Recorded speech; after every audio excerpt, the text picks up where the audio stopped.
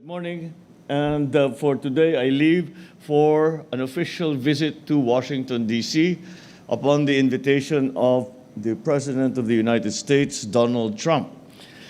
It is my first visit to Washington following the inauguration of President Trump earlier this year.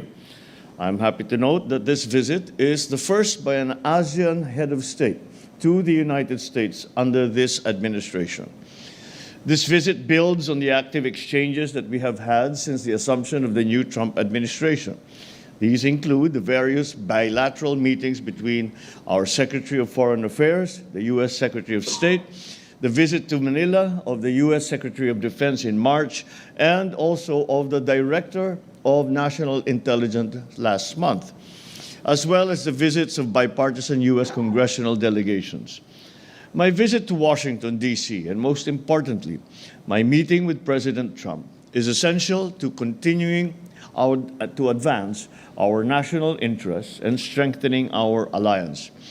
During this visit, we will reaffirm our commitment to fostering our long-standing alliances as an instrument of peace and a catalyst of development in the Asia-Pacific region and around the world.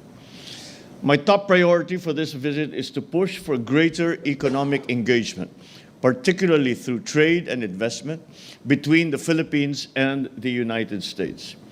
I intend to convey to President Trump and his cabinet officials that the Philippines is ready to negotiate a bilateral trade deal that will ensure strong, mutually beneficial, and future-oriented collaborations that only the United States and the Philippines will be able to take advantage of.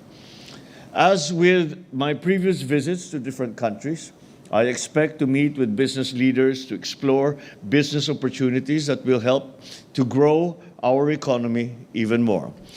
And as you will notice, in the attendance of the cabinet secretaries here today, our cabinet secretaries for defense and the economic team as well are not here simply because they are already there and have been there for a few days to prepare the groundwork for the work that we are doing whilst I am actually there. And so I expect our discussions to focus on security and defense, of course, but also on trade. And we will see how much progress we can make when it comes to the negotiations with the United States concerning the changes that we would like to institute so as to be able to alleviate the effects of a very severe tariff schedule on the Philippines. With that, thank you very much and good morning.